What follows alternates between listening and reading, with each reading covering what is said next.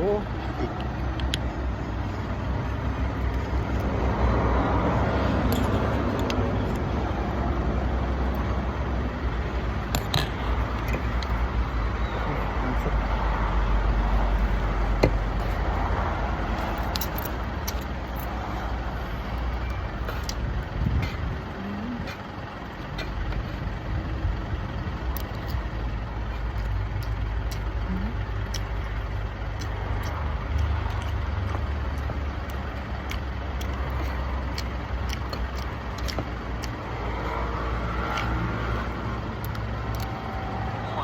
มีมะเร็งด้วยหรอ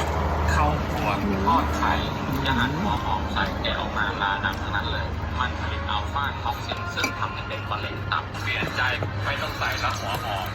มะเร็งตับมาจากในครัว